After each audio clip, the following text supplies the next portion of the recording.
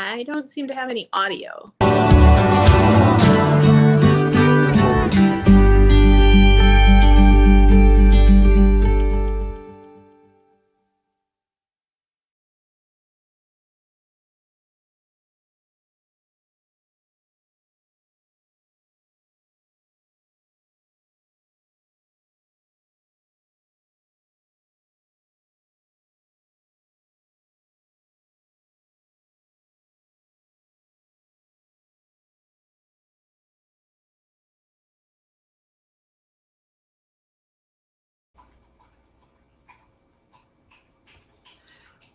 Hello and welcome to the Village Voice. I am Realtor Kathy Smith, your host for tonight's episode, and just wanted to give you a little background of what Village Voice is all about. In today's world where we feel fairly isolated in our own homes, it's easy to feel detached, alone, and kind of hopeless at times.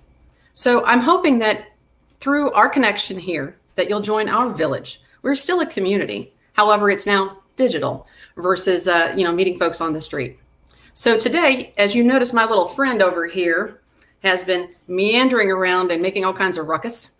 And he, honestly, I didn't coach him on any of this stuff. He's just a natural actor, I'm sorry. But that's Indy. And as folks, around the world have tried to figure out ways to cope with the pandemic, they've had some furry companions. So with all of us having some new family members or members to our pack, so to speak, I thought this would be a great opportunity to talk about some of the behavioral issues that we might see and, kind of talk about, some of the things that you need to know having a pet owner here. So, by the way, I'd like to introduce to you Andrea Dunkle. She is at ArticCross Samoyeds. Welcome, Andrea. Hi, I'm glad to be here. It's great to see you. It's kind of odd, isn't it? There's usually barking dogs around us when we see each other, but we're seeing each other here now. That's right. That's right. And if you look closely at my floor, there's plenty of that, I'm sure, that you'd find. Oh, yeah. I have a ton of hair on my floor all the time, too. I always say I have to vacuum twice a day to keep up with it, and it never happens. No, you just learn to live with it. Yeah. That's for Samoyeds. Now, okay, Andrea, first of all, before we really get into things, tell our viewers a little bit about.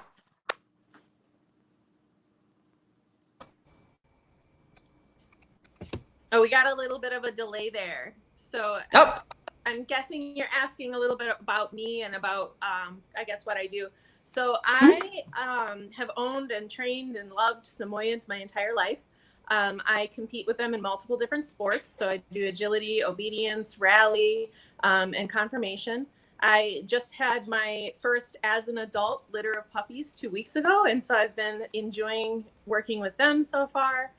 And I really love the behavioral side of owning animals. You can probably hear my cat whacking his little ball thing over there.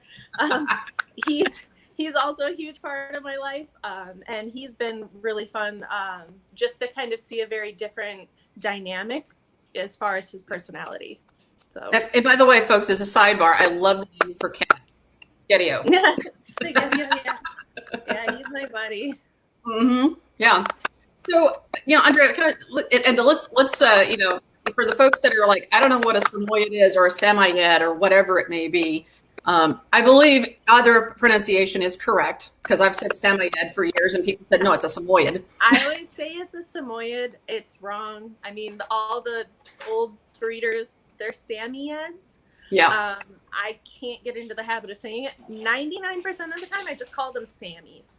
Yep, that's all. So as long as you call them to dinner. Nickname for them, so. Well, and as long as you call them for dinner, you're fine, So we are never late. never.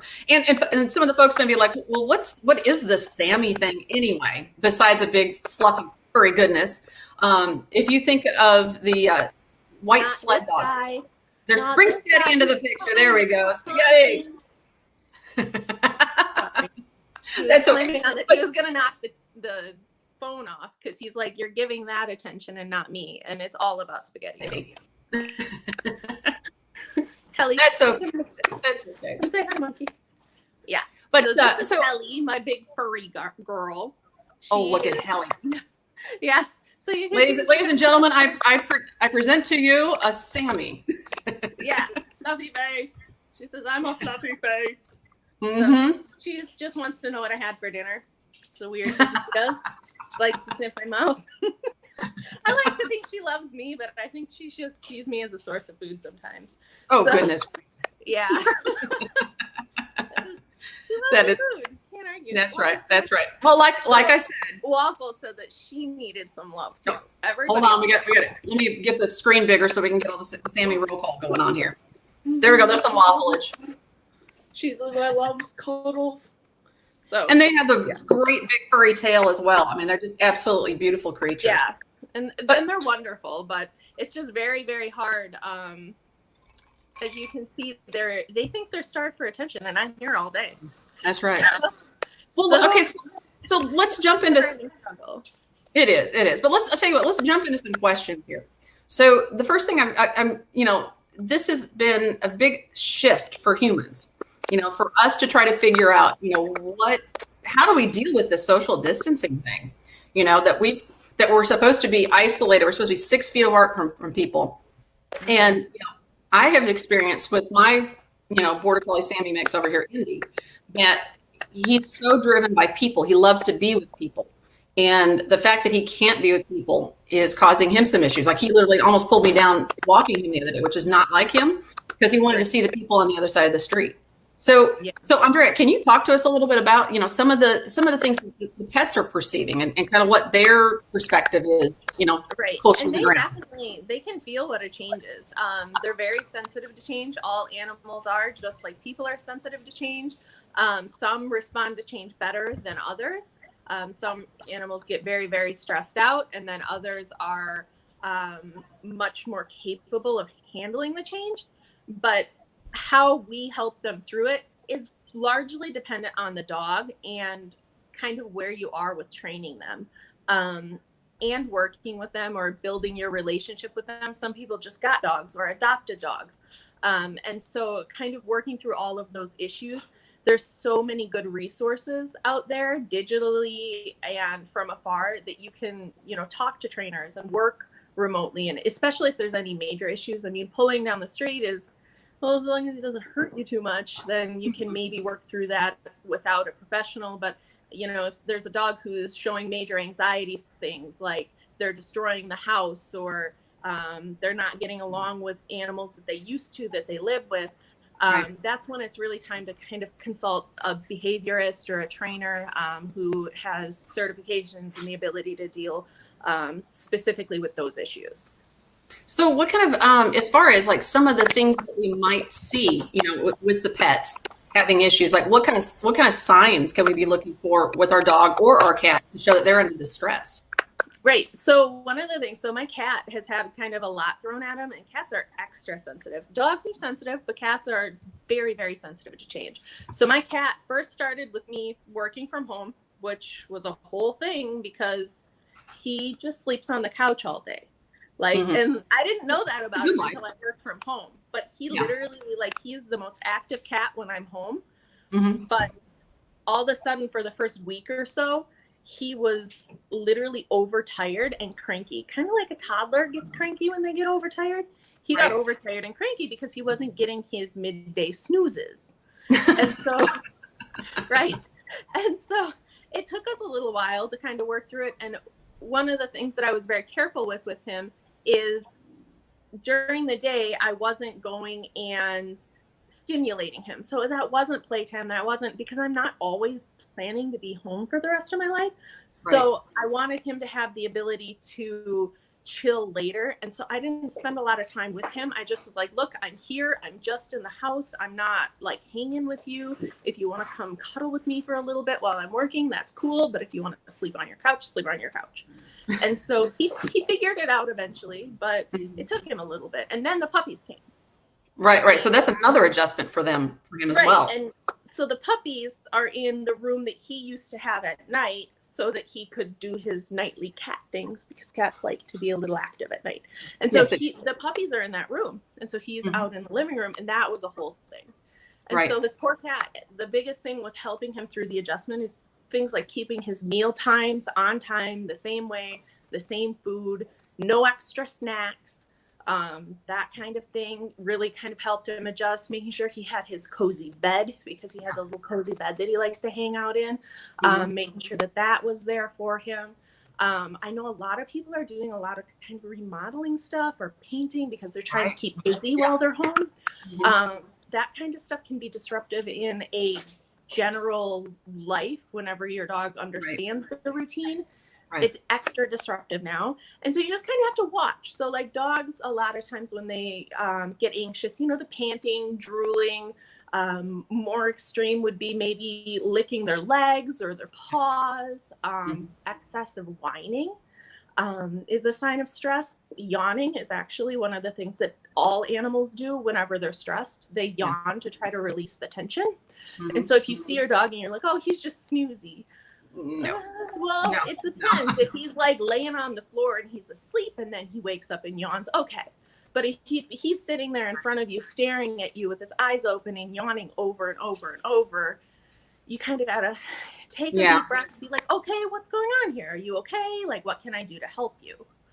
You know, and I've heard that, you know, sometimes like they start sniffing the floor and stuff like that. But that's a way for them to, you know, kind of dissipate the energy in the room, so to speak, that they're feeling that anxiety ramp up, and they're thinking, especially if it's a human, because you might be experiencing some more accidents on the floor, you know, and so they're trying to keep you calm too. And like, here, I'll sniff the floor, like, you know, just don't use that with me. Right. Yeah. So that's something. No, absolutely. And the other thing about sniffing is it's a release for the dog. It kind of releases, I don't know if it's hormones, I don't know exactly the mechanism, but it definitely is a stress relief. And so one of the things that you can do to help them is actually, even if you don't leave your yard, just go outside and let them be a dog and sniff around and get that out and get that feeling. You know, let them work through it in the most natural way they can. And if by sniffing the heck out of your yard is what they need to do, then that's what they do. You know, well, let's talk about so let's talk about some other things that we can do to help them, because they may not be able to do whatever they need to do. So are there some activities that we could do that would help them? Maybe some things we could get involved with them? Right. So it is dog dependent. Some dogs are very much interested in hanging out with their people and learning new things. Those dogs, I absolutely recommend doing like trick training with them. You can even do online trick training certification right now through the AKC. So you can do trick training. There's tons and tons of resources for that. There's a bunch of resources if your dog is just, you want to work on something that's very simple. It's a behavioral skill that has bothered you, like jumping on people. It's a good time to kind of work on that. But you have to make sure you're not putting more pressure on them by whatever you're doing. So whatever you're doing should be fun. It shouldn't be well, this is something that I really didn't like you doing to begin with, so we're really going to ratchet down on you about this now. Like, it doesn't even make any sense.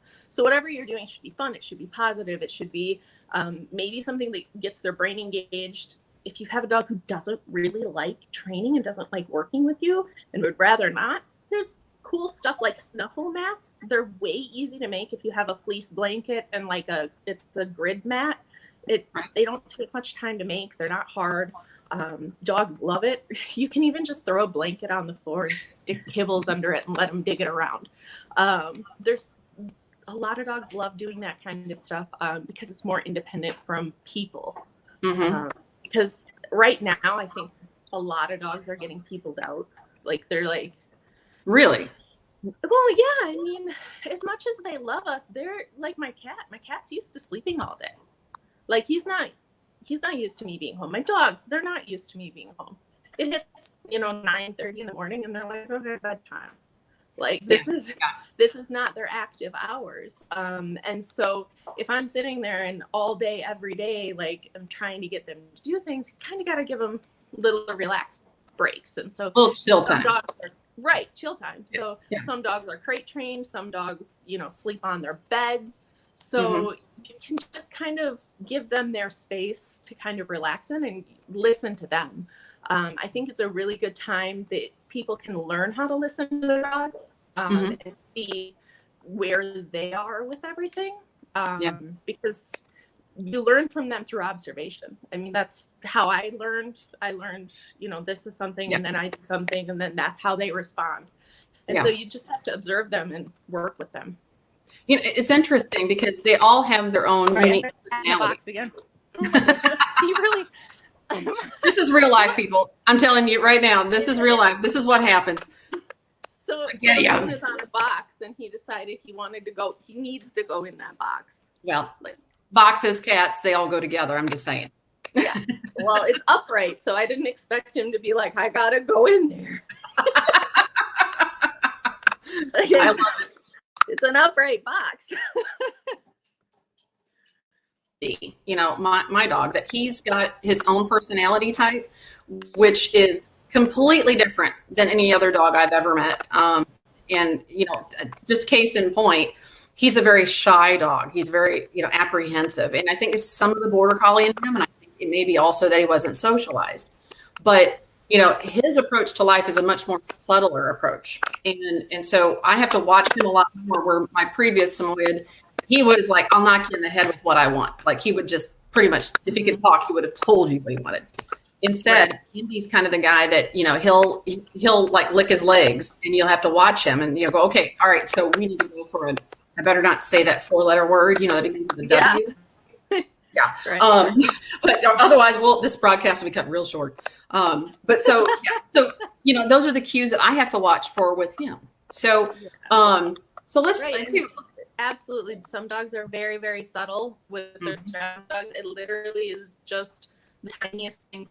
And it's okay. Stress is just like us getting stressed. It's not like the end of the world if your dog gets stressed out about something. It's just a matter of, you don't want it to snowball, just like you don't want it to snowball with the person. Right. Now, okay, so let's talk about some of the new kids on the block. They've been reporting with animal shelters that they have literally run out of pets, that dogs, cats, they've all been adopted out, they've been fostered out. And I guess, it makes sense to me, during the pandemic, if you're, like a single person like I am, that you want to weather the storm with a new friend. And that has created a lot of kind of issues kind of coming into this. So, Andrea, can you talk to us a little bit about what some of these folks that are considering getting a pet should be thinking about before they make that jump? Or the ones that have already had one, what should they do? Yeah. So it is extremely exciting that so many pets are getting adopted from shelters, that, they're clearing out and everybody's being taken care of, especially considering you don't really want a lot of shelter workers working in the shelter together right now. So the fact that they've been fostered out or adopted out is a really kind of positive thing on one note. On the other hand, it's very concerning, as somebody who has dedicated so much time and effort to, training my dogs and giving them the best lives that they can have. The concern that I have is that once we go back, all that time is gone. I know that I'm home right now and I'm working from home, and I feel like I have less time than I had before. And so I don't know how people, if they were prepared for it, maybe there are people who have been wanting to do this for a really long time and they've really thought it through. And those people are going to be the people who really stick with things. But I think that people should really think about where they are now and their ability going forward to provide for their animals. I personally, I have these 2 puppies. The girl was pregnant before we knew any of this stuff was going on with the pandemic. Had I known that the pandemic was happening, I wouldn't have had the litter of puppies. And that's not because I don't love them. I adore them. I think they're wonderful. But I have... Who doesn't love a Sammy puppy? Yeah, who doesn't love them? They're adorable. They're like the cutest things that ever landed on this earth, and they're so sweet. But I am always concerned. I've had maybe 13, 14 people contacting me a day about puppies. And I've got 2 of them, and I go through a whole huge screening process to make sure that they end up in the right home for them. And so even if you're the most amazing home, if my puppy has a personality that I don't think is going to jive with your lifestyle, then you wait for another litter, or you find another Sammy breeder who will give you a puppy. But it is really concerning in that aspect of, are people getting matched with the dogs that are right for them? or are they just being given dogs so that the dogs can get out of the shelters? And I think a lot of people can really stick a lot of tough behavioral stuff out. I've seen a lot of people stick out a lot of tough behavioral stuff. But at the same time, I'd like them to be able to succeed. I want them to be happy. I don't want the dogs to go back into shelters. So that's what I was saying earlier. If you're seeing major behavioral issues, reach out to a professional. They're all there dying because they can't work right now. Dog training facilities have been shut down.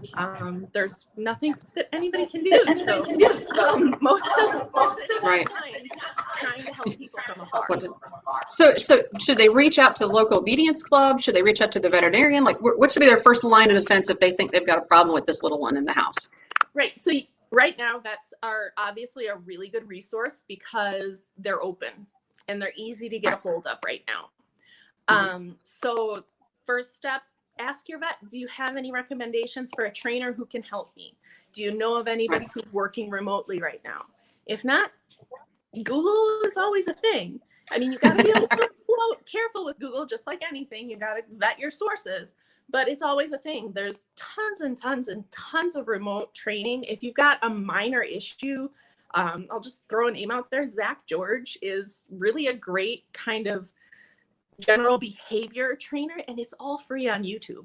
So you can just YouTube it and watch it. And if you succeed in what he does, great. If you don't succeed, there's no harm in what he does and how he trains, which is why I always suggest when you're doing things from remote to kind of go with the positive approach to dog training, because there's no harm in positive dog training. There's nobody's going to get hurt. Nobody's going to be damaged.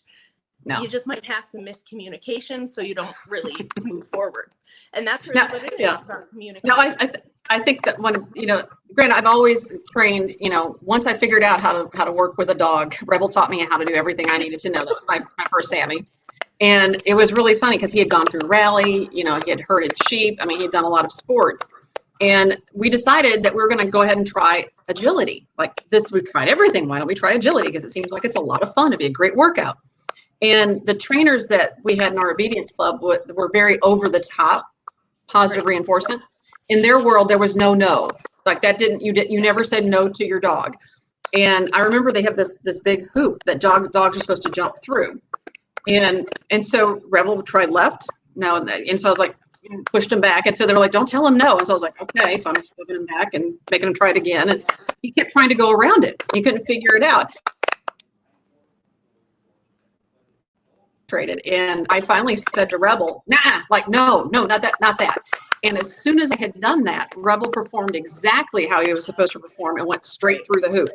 So, and of course, when he did that, the instructors came to me and said, we don't say no here. And I was like, but the no, how long would it have taken him to figure out that that's just not what I wanted? No, I think we'd still be there today, actually, because he needed that. Yeah, he needs to know, because for him, no is not a bad word. It's to him, it's just another direction. It's like left, right. Maybe don't try that one again. right. He knew, okay, that's not what I want, So it's interesting. Well, but there's dog training is obviously, you can go on and on and on and on about this. I think that it's really kind of swung the pendulum from being there are trainers who say there's no way you can say no to your dog. And then it's kind of swung a little bit further back to, okay, we understand no is a communication tool, not it's just a word, a correction.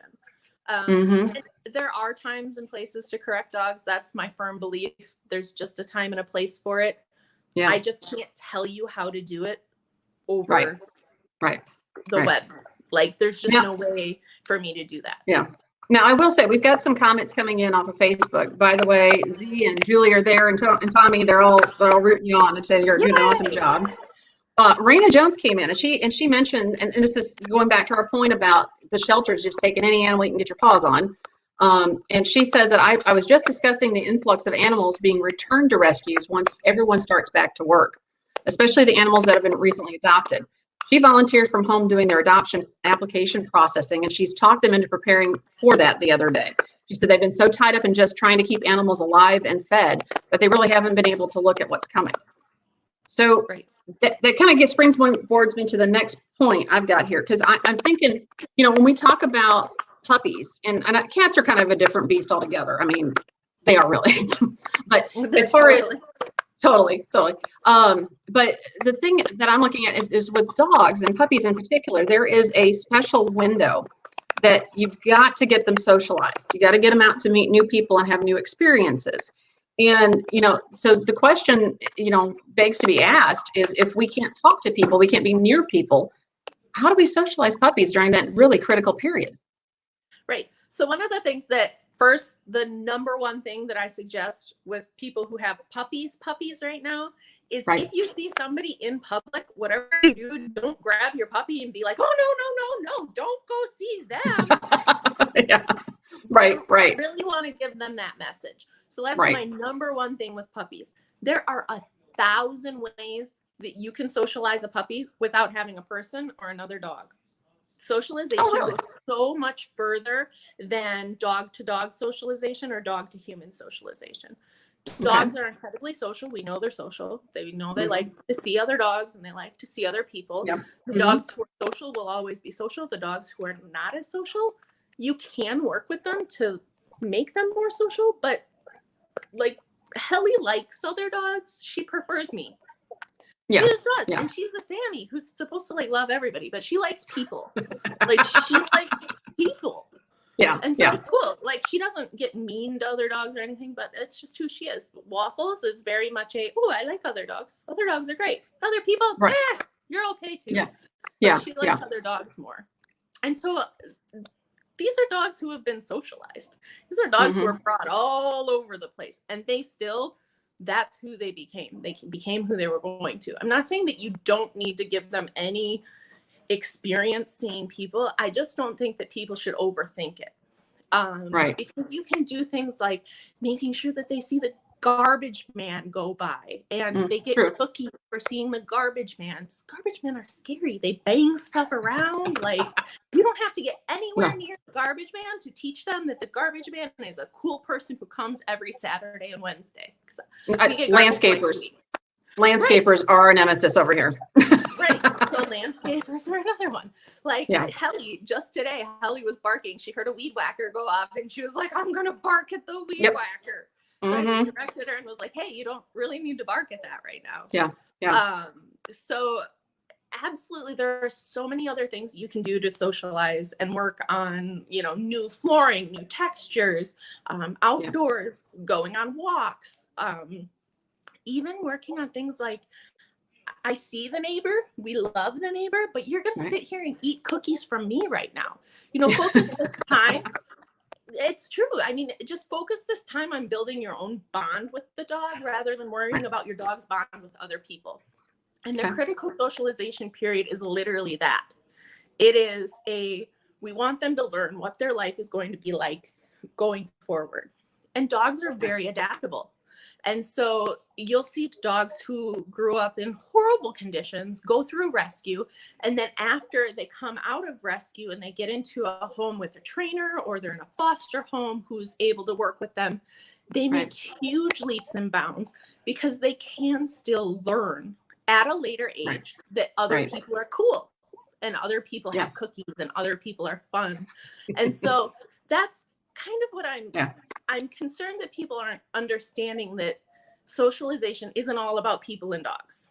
It's about, the social world or just getting to know your environment kind of. And we have a weird environment right now. And who's to say that it's not going to continue? We don't know when social distancing is going to stop. We don't know. Right now, people should be working with sitting in their living room, putting a mask on and, waving their hands around so that their dogs understand masks and people with masks are not weird. I didn't think about that, but that's a scary thing because you're changing the way that you view, the dog will view you, or cat even, because a cat can be totally terrified of pickles, for instance, or cucumbers. No, it's cucumbers, isn't it? The cats are. By the way, folks, my viewers, if you have not seen the cucumber cat videos, just Google it. I mean, it's an awesome video. They are really super cool. So that definitely will change the perspective. Okay. So right, and they so should now, learn that a mask is cool from their owner who they love the most. They shouldn't learn that masks are cool from going out on their very first walk since this whole thing started and running into some big guy with a mask and a thing on his head. Right. They should, you know, so those are great. Like, That's, see that? again, a great example of a way to socialize your dog, young or old. And he's like, who are you talking to? He's like, let me put my ears up because I hear Sammy. I hear Sammy's a lot. But that's what it is, my little Sammy boy. So, okay, so let's talk about this. So we're going to spend, again, like you said, our whole world has totally changed.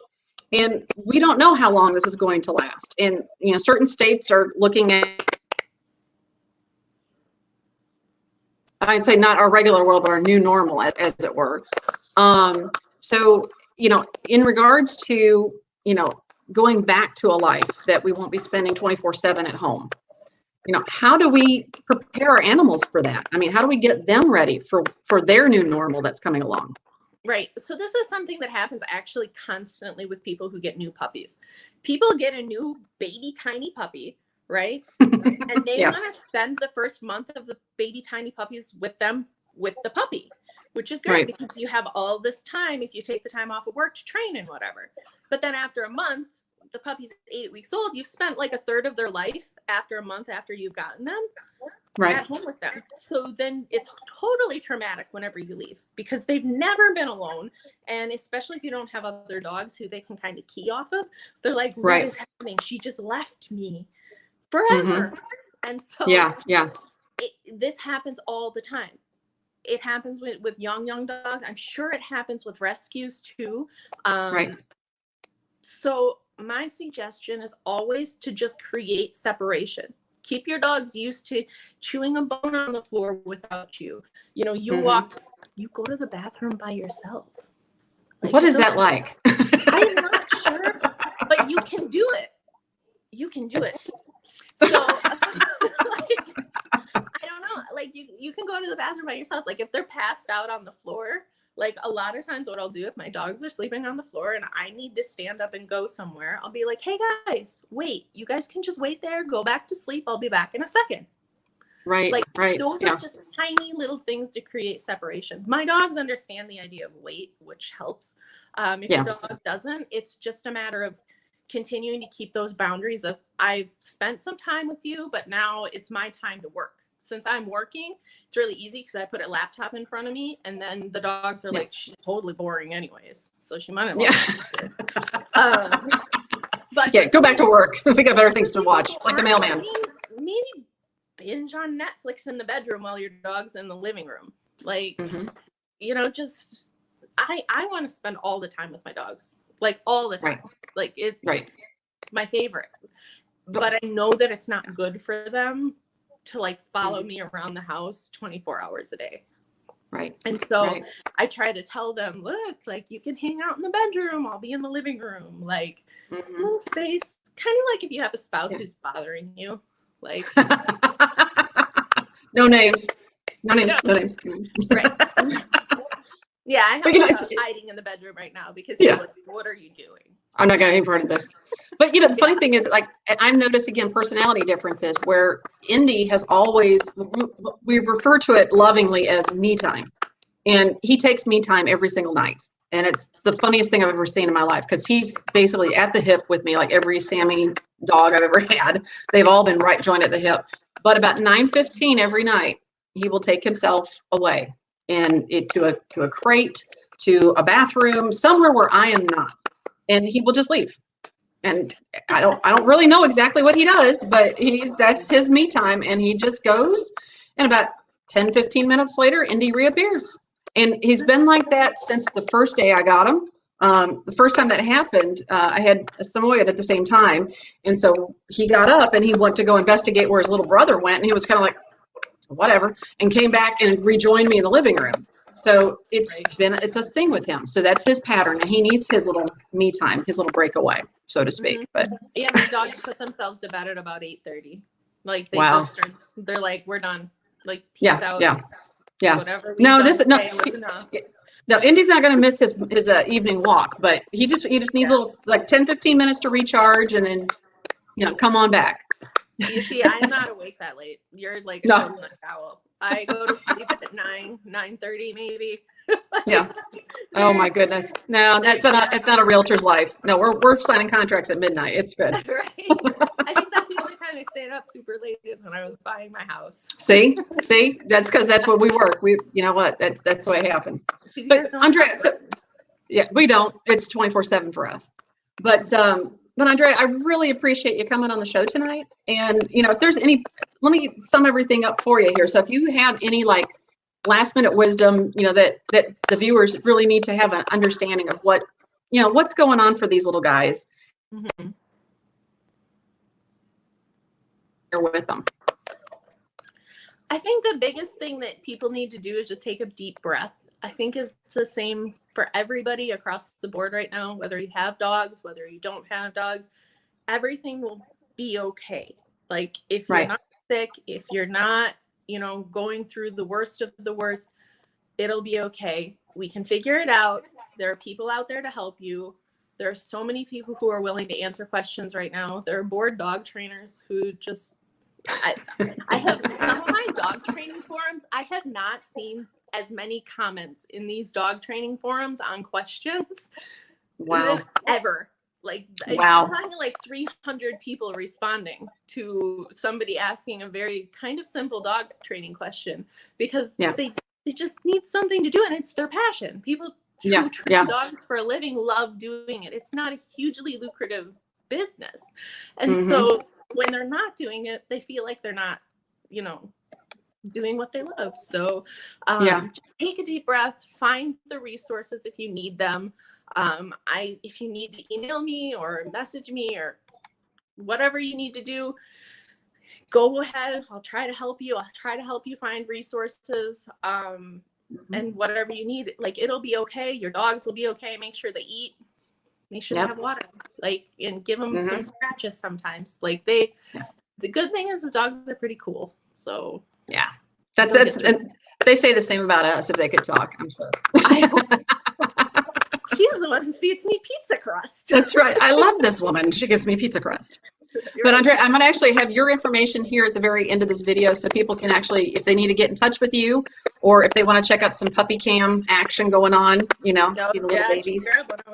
Oh my goodness. Right here. Oh, hold on. We have Sammy puppies we have to share. Hold on. This is drum roll. Oh my God. Look at that face. I just grabbed. Hold on. We're going to go full screen on the puppy. Here we go. Puppy cam. Oh my goodness. Oh, look at that baby. Look at the baby. He's like, you woke me up. Oh my goodness. That is perfection. I absolutely love it. He smells Andrea. Mama. Yeah, he's like, Mama, what's going on? But again, Andrea, I just wanted to thank you for coming on the show. And like I said, I'll have your information here at the very end. So if folks want to get in touch with you, they can do that. All right. Thank you so much for having me. Thank you. Appreciate it. So ladies and gentlemen, I presented to you a bunch of stuff about dogs, our best companions, our loyal companions. Simple little things like, reaching out and, doing a kind favor for someone. It may seem like a little tiny task, but one good deed can change someone's entire life. So thanks again. On Wednesday, April 29th at 7 p.m., right here, right where you are right now, please join us again. I'm going to have some of Charlotte's top educators here on the show to talk about homeschooling and just getting through this year to help your children become happy, successful, and not become an alcoholic yourself in the process. But anyway, I appreciate you joining in. I'm Realtor Kathy Smith. Thank you so much for joining the show, and I'll see you next time.